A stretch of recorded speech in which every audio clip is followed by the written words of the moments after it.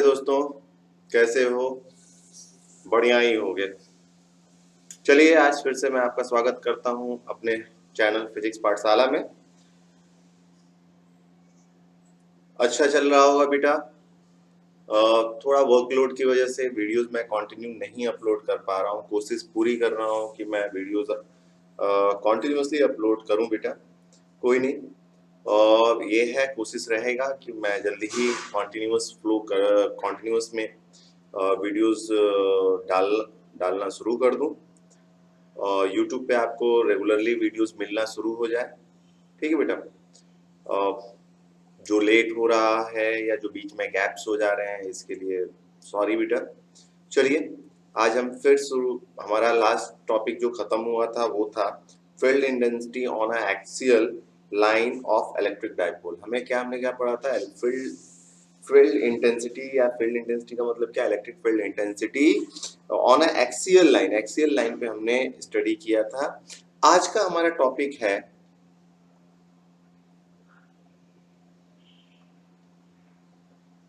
Field intensity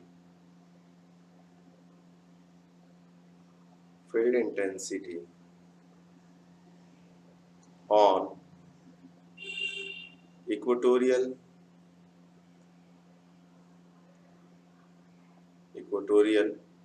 line of electric dipole। ठीक है बेटा, ये हमारा आज का टॉपिक है। ओके, अब देखो इक्वेटोरियल हमने लास्ट टाइम पे एक्सियल का पढ़ा। अब मान लो डाइपोल हमारा क्या होता है भाई? हमने डाइपोल का डिफिनेशन क्या दिया? A pair of charges. हमने डाइपोल का जो दिया, हमने ये दिया अ पेयर ऑफ चार्जेस। देखो बेटा, डाइपोल की डेफिनेशन हमने दी a pair of charges, pair of equal and opposite charges. हमने क्या दिया? डेफिनेशन जो दी वो दिया a pair of equal and opposite charges separated by some distance two way. हमने क्या दिया? Separated by some distance two way. Okay, अब इसका इक्वेटोरियल पॉइंट का मतलब इक्वल पॉइंट्स पे। इक्वेटोरियल पॉइंट्स का मतलब इक्वल दूरी पे। सीधी सी बात है कि दोनों ही चार्जेस से इक्वल डिस्टेंस पे। ये हमारा हो गया एट अ पॉइंट P। ये हमारा इक्वेटोरियल पॉइंट। अब इस पॉइंट पे इस डाइपोल की वजह से जो इलेक्ट्रिक फील्ड एक्सपीरियंस होगा उसको हमें स्टडी करना है। अब देखो यहाँ पे अगर पॉजिटिव चार्जेस की बात करें तो पॉजिटिव चार्जेस का हमें पता है, क्या पता है? कि फील्ड लाइंस बाहर की तरफ निकलती हैं। पॉजिटिव चार्जेस का हमें पता है फील्ड लाइंस कहाँ निकलती हैं? बाहर की तरफ निकलती हैं। तो इसका पॉजिटिव, भाई इलेक्ट्रिक फील्ड पॉजिटिव चार्ज की वजह से जो डायरेक्शन होगा ये हो जाएगा, और निगेटिव चार्ज में अंदर की तरफ एंटर करती है तो डायरेक्शन ऑफ ये हो गया E प्लस क्यू, और ये हो गया electric field due to minus Q. Clear हुआ बेटा? अब यहाँ पे देखिए इनके बीच का जो ये एंगल है, पॉइंट से एंगल जो ये है थीटा, एग्जैक्टली यही होगा। अगर देखो, अगर यहाँ से हमने ये क्या किया, एक लाइन खींचा है तो ये दोनों क्या होगा? एक दूसरे के पैरेलल। तो जो एंगल ये होगा वही एंगल ये भी हो जाएगा। ठीक है, और ये जो एंगल ये होगा वही एंगल ये भी हो जाएगा करस्पॉन्डिंग से, और ये हो जाएगा अल्टरनेट से। तो ये एंगल हो गया आपका थीटा, और ये हमारा हो गया रिजल्टेंट वेक्टर डबल आर। ये हमारा क्या हो गया? Resultant vector R. यानी इलेक्ट्रिक फील्ड ई और ई माइनस क्यू की वजह से जो फील्ड इंटेंसिटी हमें फील होगी उसका डायरेक्शन आर ये हो गया। अब यहां पे देखा जाए तो देखो भाई, ये जो ई प्लस क्यू है, अब यहाँ पे इसका अगर हम डायरेक्शन ले, यानी इसका, अब देखो रिजल्ट हमें कुछ ऐसे मिल रहा है कि नहीं है? एक वेक्टर ये हो गया, एक वेक्टर ये हो गया, और इनका रिजल्टेंट वेक्टर अगर आर ये हो गया, तो ये जो रिजल्टेंट वेक्टर आर है ये कितने के बराबर हो जाएगा? आर बराबर ई प्लस क्यू कॉस थीटा। और इसके वजह से जो रिजल्टेंट वेक्टर आर होगा ये आर हो जाएगा E minus Q cos theta.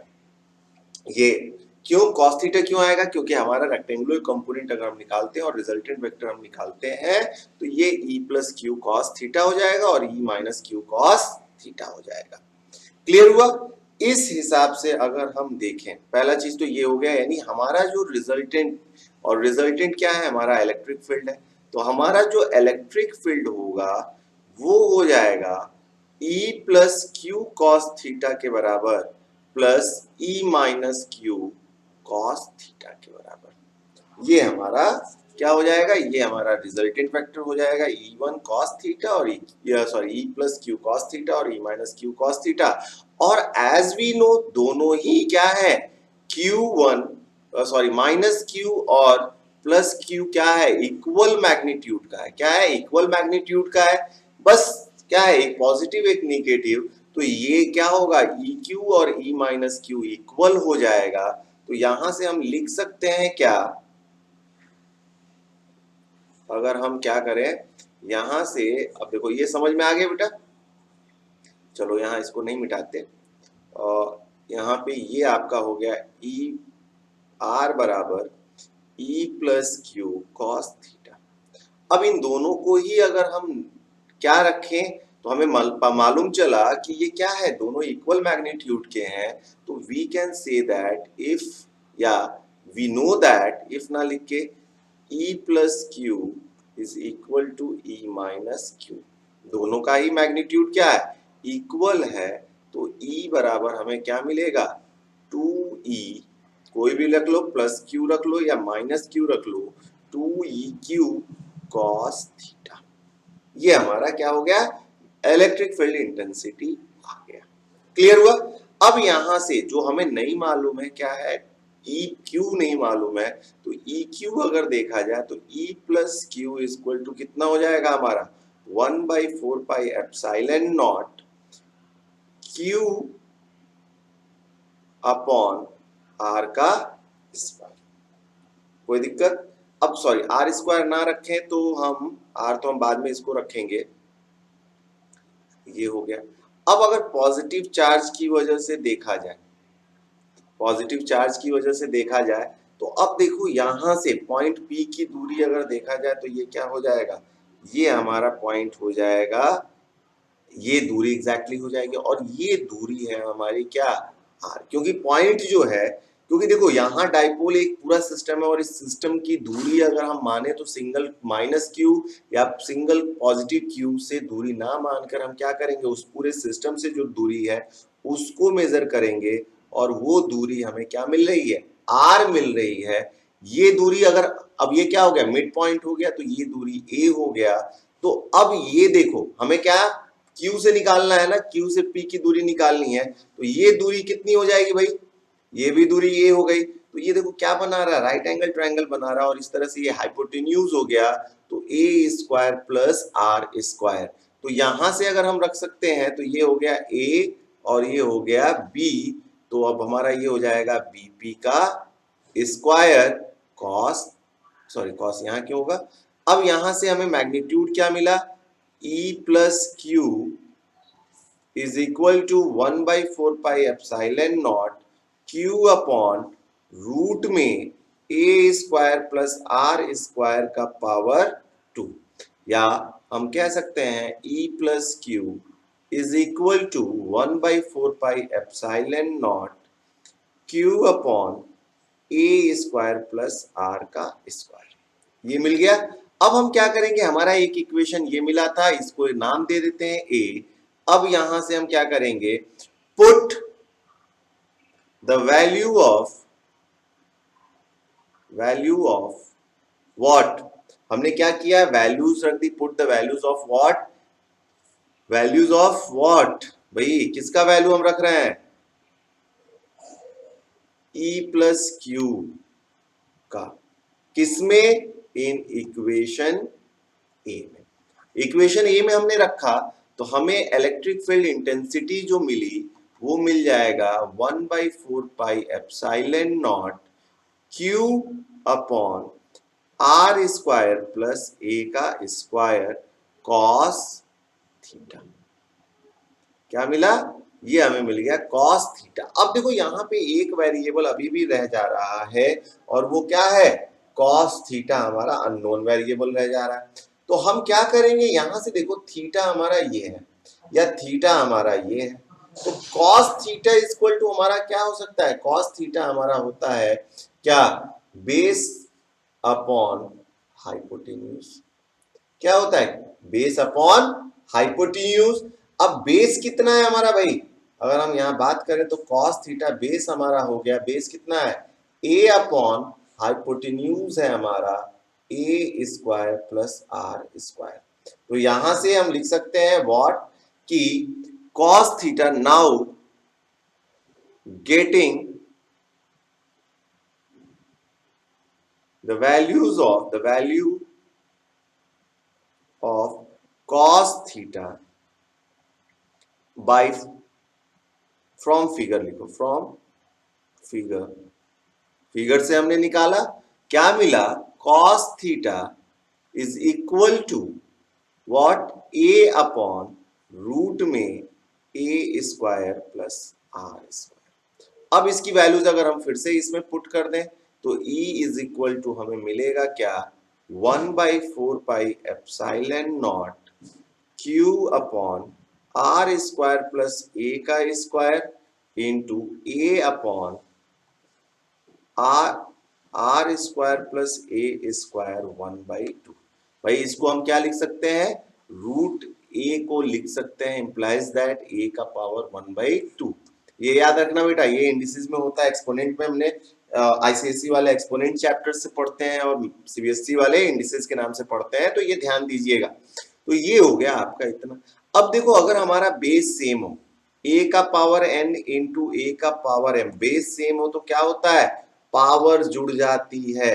तो यहां से हमें क्या मिला, electric field E is equal to 1/4 pi epsilon naught Q into A, ये A है बेटा, Q नहीं है, A upon R square plus A का स्क्वायर 1+1/2।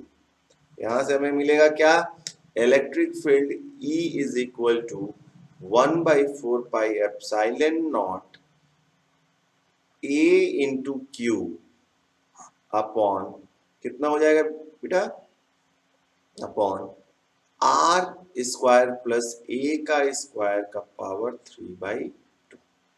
ये मैग्नीट्यूड हो गया और यहां से हमें मिलेगा electric field E is equal to, अब देखो यहां पे एक प्रॉब्लम आ रही है क्योंकि ये है और डाइपोल मोमेंट हमारा क्या होता है, 2 इंटू या Q इंटू 2a।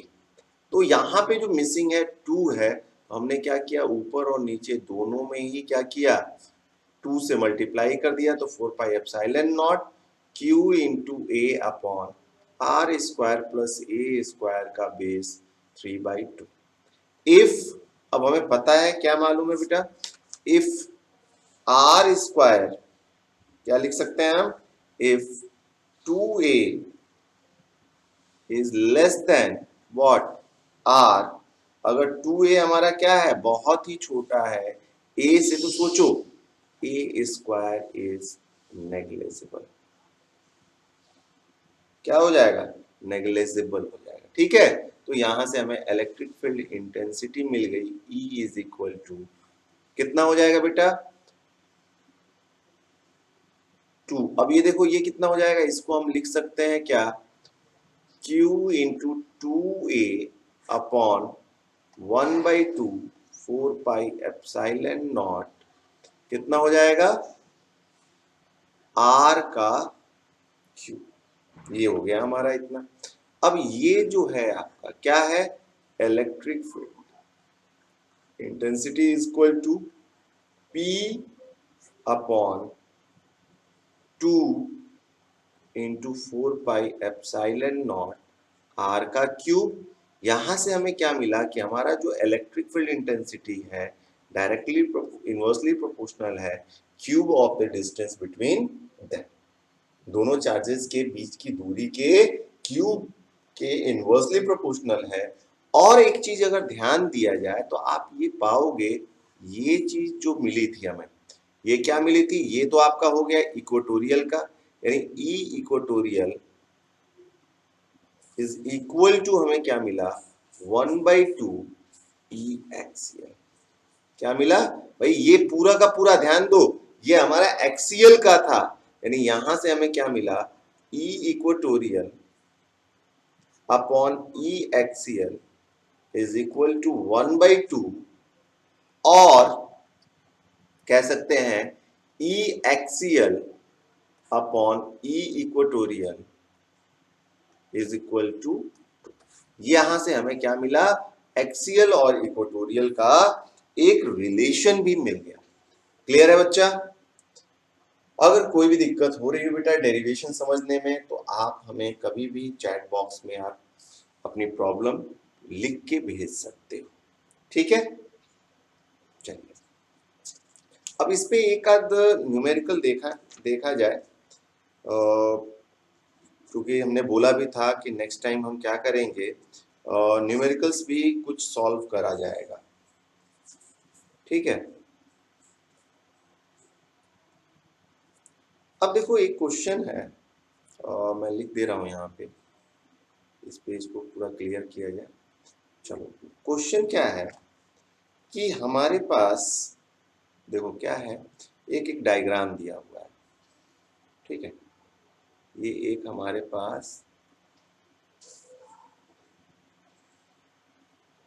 ठीक है, एक हमारे पास ये डायग्राम दिया है, ये पॉइंट हमारा क्या है ए है, ये पॉइंट हमारा क्या है बी है, और यहाँ पे सम पॉइंट, यहाँ पे पॉइंट पी है, और यहाँ पे ये दे दिया, और यहाँ पे एक हमें दे रहा है डायरेक्शन क्यू का, ठीक है? दोनों के बीच की दूरी जो है 5 मिलीमीटर की है, इन दोनों के बीच की दूरी हमारी कितनी दे रही है 5 मिलीमीटर की दे रही है। एक पे चार्ज जो है यहाँ पे, यहाँ का चार्ज क्या है -10 माइक्रोकुलाम, यहाँ का चार्ज क्या है +10 माइक्रोकुलाम, यानी यहाँ से साफ साफ हमें ये चीज समझ में आ गया बेटा, और ये डायग्राम हमारा दे रहा है ओ, ठीक है? अब क्वेश्चन क्या पूछ रहा है, क्वेश्चन पूछ रहा है from line passing through the O and a normal to axis of the dipole shown figure.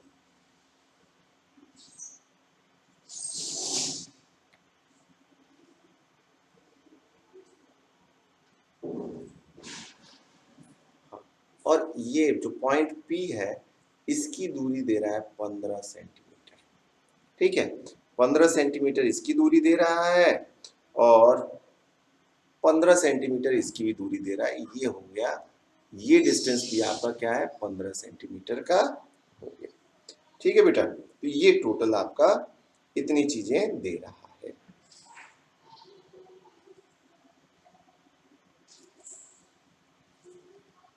अब हमसे क्या रहा है, देखो क्वेश्चन क्या कह रहा है, अब इतना डायग्राम में दिया हुआ है, चलो इसको समझा देते हैं।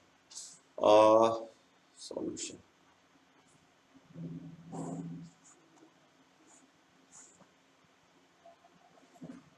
चलिए देखिए क्या कह रहा है, एक हमारा ये सेटअप दे दिया, हमसे बोला क्या कि एक हमारे पास डाइपोल है जिसमें क्या है एक -10 माइक्रोकुलाम और +10 माइक्रोकुलाम का पॉजिटिव और नेगेटिव चार्ज है, जो सेपरेटेड है सम डिस्टेंस 5 मिलीमीटर पे, और एक पॉइंट हमारा क्या है P है जो 15 सेंटीमीटर दूरी पे है, और एक पॉइंट हमारा Q है जो 15 सेंटीमीटर दूरी पे है। अब हमें क्या करना है, हमें फाइंड करना है ई एक्सियल, क्या फाइंड करना है, electric field at a axial point. किस क्या फाइंड करना है, हमें ई एक्सियल फाइंड करना है, या इसको बोल सकते हो E at a point P, electric field at a point P find करना है, और हमें फाइंड करना है electric field at a point Q. ये दो जगहों पे, यानी ये दो चीजें हमें क्या करनी है, फाइंड आउट करनी है, यानी इलेक्ट्रिक फील्ड हमें eight a point P find करना है, और electric field intensity at a point Q find करना है। कब, जब हमारे पास दो चार्जेस दिए हैं, कौन से, 10 -10 माइक्रोकुलाम, +10 माइक्रोकुलाम, जिनकी दूरी 5 मिलीमीटर है, और डिस्टेंस कितना है 15 सेंटीमीटर है। भाई अगर हम बताएं पॉइंट P क्या है भाई, एक्सियल आ रहा है, यानी P जो है, यानी हम लिख सकते हैं E electric field is equal to E axial. क्या है? एक्सीएल पॉइंट पे। और एक्सीएल की अगर हम डिफिनीशन देखें तो एक्सीएल का जो डेरिवेशन हमने किया था उसमें हमें रिजल्ट मिला था क्या? Two dipole moment into R upon कितना मिला था? 4 pi epsilon not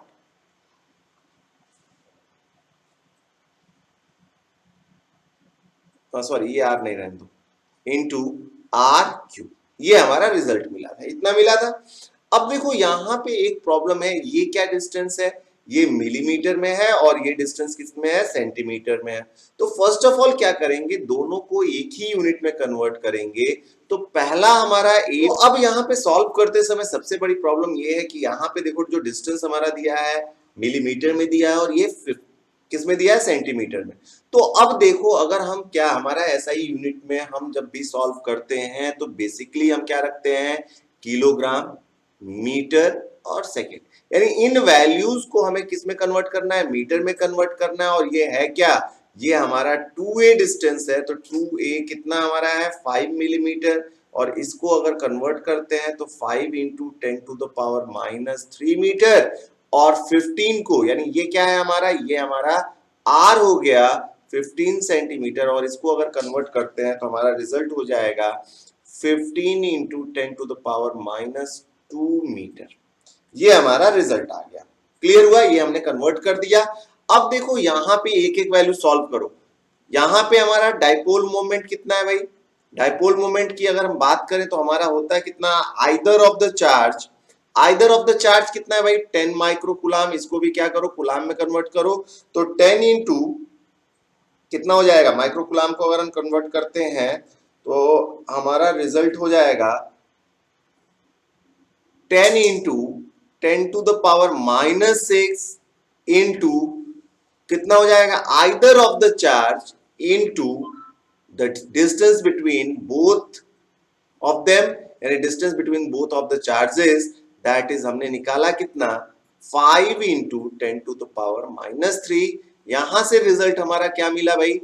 5 into 10⁻⁻5 into 10⁻⁻3।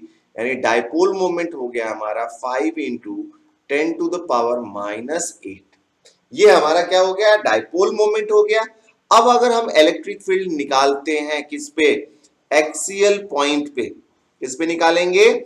Axial point पे अगर हम इलेक्ट्रिक फील्ड इंटेंसिटी निकालते हैं तो ई एक्सियल जो हमारा मिलेगा, और ई एक्सियल हमारा है क्या भाई?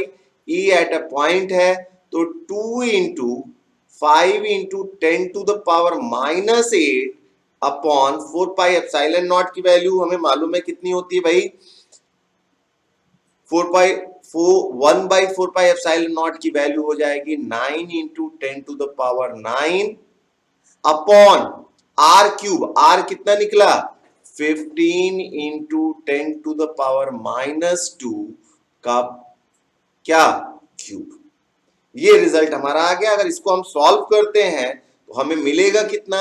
2.67 इंटू 10⁵ न्यूटन पर